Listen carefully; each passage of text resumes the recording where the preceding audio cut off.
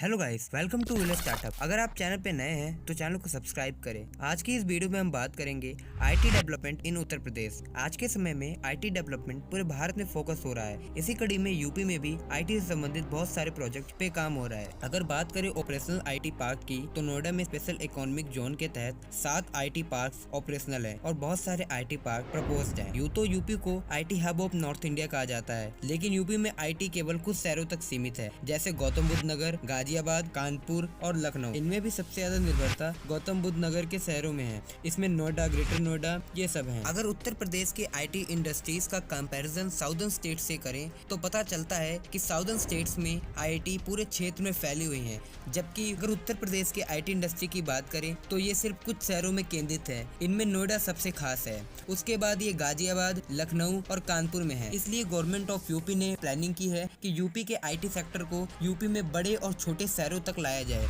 जिसमें IT sector का दायरा बढ़े।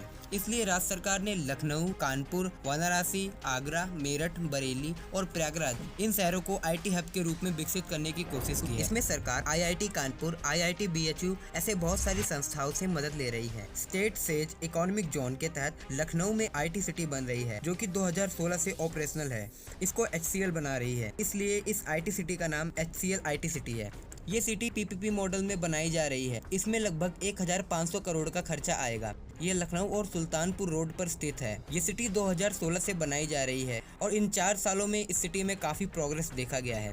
HCL यहाँ पर 15 बिलियन इन्वेस्टमेंट करेगी। पहले 5 सालों में लगभग 5 बिलियन इन्वेस्टमेंट करेगी। इससे इस क्षेत्र में 25,000 स्किल्ड और ट्रेंड लोगों को रोजगार मिलेगा। इस आईटी सिटी में 5 star hotel, super speciality hospital, medical college, shopping mall जैसी सुविधाएं उपलब्ध होंगी। ये लखनऊ मेट्रो से भी जुड़ेगा। कुल मिलाकर ये कुछ सालों में पूरे यूपी में जाना जाने वाला शहर बनेगा। गाइस, अगर आप इस एरिया के हैं तो हमें अपडेट देते रहिए। डिस्क्रिप्शन में जीमेल है ताकि हम और भी बातें साझा कर सकें। चलिए दोस्तों, अब बात करते हैं मेरठ की। तो मेरठ के वेदव्यासपुरी में एक आईटी पार्क अंडर कंस्ट्रक्शन है। इसमें ये आईटी पार्क लगभग 26,000 स्क्वायर फीट में फैला होगा। माना जा रहा है कि इसी साल यानी 2020 में ये आईटी पार्क बनकर तैयार हो जाएगा और ऑपरेशनल हो जाएगा। इसमें इसके कंप्लीट होने के बाद लगभग 100 आईटी कंपनीज मेरठ आ सकती हैं। यहाँ रोजगार के नए अवसर खुलेंगे यहाँ के लोगों के लिए। चलिए दोस्तों, अब बात करते हैं आगरा की। तो आगरा में एक आईटी पार्क प्रस्तावित है। इसके लिए आगरा विकास प्राधिकरण ने शास्त्रीपुरम में 5 एकड़ की भूमि की पहचान की है। यूपी बजट 2020 में इसे अप्रूवल मिल गया है। इस आईटी पार्क में तकरीबन 20 करोड़ का खर्चा आएगा। पर दिक्कत की बात यह है कि कोई भी आईटी कंपनी यहाँ पर दिलचस्पी नहीं ले रही है, यानी कि यहाँ पर वो इन्वेस्टमेंट नहीं करना चाहती है। सरकार लगातार ये कोशिश कर रही है कि आगरा में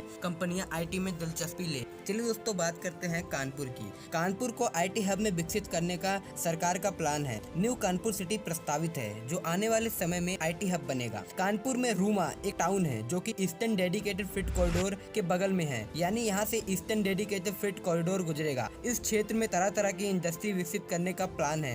इस क्षेत्र में आईटी हब बनाने का प्लान है। इसके तहत यहाँ पर आईटी पार्क प्रस्तावित है। ईस्टर्न डेडिकेटेड फ्रेट कॉरिडोर के काम के समाप्त होने के बाद इस क्षेत्र में विकास की अपार संभावनाएं हैं। इसलिए दोस्तों, इस क्षेत्र को आईटी हब के रूप में विकसित करने की कोशिश जारी है। यानी कि दोस्तों, ये हो सकता है कि आने वाले समय में कानपुर के लिए आईटी हब के नाम से जाना जाए। चलिए दोस्तों, इसी कड़ी में बात करते हैं गोरखपुर की। यहाँ पर एक आईटी पार्क प्रस्तावित है, जो कि गीडा क्षेत्र में बनाया जाएगा। गीडा औद्योगिक क्षेत्र है गोरखपुर के अंदर। गीडा का मतलब गोरखपुर इंडस्ट्रियल डेवलपमेंट अथॉरिटी। यह गोरखपुर का औद्योगिक क्षेत्र है। इसे गीडा शाहजनवा कहते हैं। शाहजनवा एक जगह है गोरखपुर के अंदर। इसमें एक आईटी पार्क प्रस्तावित है। इससे लगभग दोस्तों 15,000 ट्रेंड वर्कर को एम्प्लॉयमेंट मिलेगी, क्योंकि दोस्तों आईटी में काम करने वाले लोग ज्यादातर प्रोफेशनल होते हैं और वो ट्रेंड होते हैं। और दोस्तों, इससे गोरखपुर क्षेत्र में स्टार्टअप और एंटरप्रेन्योरशिप को बढ़ावा मिलेगा। दिक्कत की बात यह है कि इस क्षेत्र में 57% की ही साक्षरता दर है, इसलिए आईटी कंपनीज ज्यादा ध्यान नहीं दे रही। 3.58 एकड़ की भूमि को आइडेंटिफाई किया गया है, जिसे गीडा ने किया है।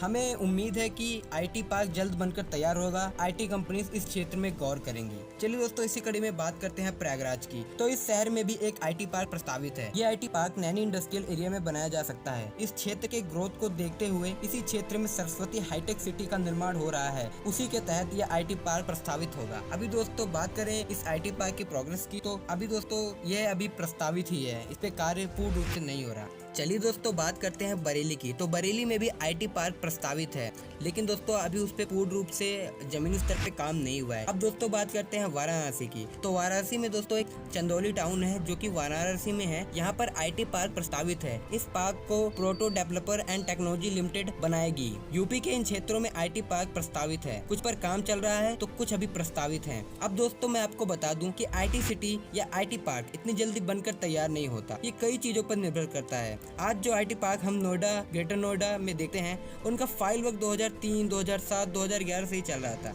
इसमें एक बात साफ है, IT डेवलपमेंट में बहुत समय लगता है। इसमें लैंड एक्वाइजेशन, टेंडर जारी करना, टेंडर जब कंपनी उठा लेती है तो उसका काम शुरू होता है। दिक्कत तो इस बात की है कि छोटे शहरों में भला कौन सी IT कंपनी इन्वेस्टमेंट करेगी, इसी काम में समय लग जाता है। IT सेक्टर की ग्रोथ के लिए बहुत चीज जरूरी है, जैसे इंफ्रास्ट्रक्चर, बिजली 24 घंटे, पानी की सुविधा, सुगम सड़क और अन्य व्यवस्थाएं, लॉ एंड ऑर्डर और क्राइम फ्री एरिया। इस सेक्टर की ग्रोथ अच्छी और शांत एरिया में ही हो सकती है, न कि ऐसी जगह जहाँ गुंडा राज हो। यूथ की इम्पोर्टेंस, ये सेक्टर यूथ के ऊपर निर्भर है जो स्टार्टअप पे निर्भर है। बात करें यूपी की तो यहाँ क्राइम और लॉ एंड ऑर्डर में अभी काफी सुधार की जरूरत है। वैसे योगी गवर्नमेंट ने सुधार के लिए बहुत सारा काम किया है, लेकिन अभी भी सुधार की बहुत ज्यादा जरूरत है। इसके साथ साथ आम भागीदारी जरूरी है, जैसे माता पिता को गवर्नमेंट जॉब के लिए प्रेरित करने की बजाय स्टार्टअप, उद्योग धंधे के प्रति आकर्षित करना। यूथ की सोच में बदलाव जरूरी है। जो यूथ है उनको गवर्नमेंट जॉब के प्रति झुकाव ना हो, स्टार्टअप इन सब के प्रति उनका झुकाव हो। और स्टार्टअप के लिए वो ये ना सोचे कि वो स्टार्टअप तभी करेंगे जब वो दिल्ली और बेंगलुरु जाएंगे। वो कानपुर, लखनऊ, मेरठ और प्रयागराज में जाकर भी यहाँ पर भी रहकर स्टार्टअप कर सकें, ऐसी सोच विकसित हो।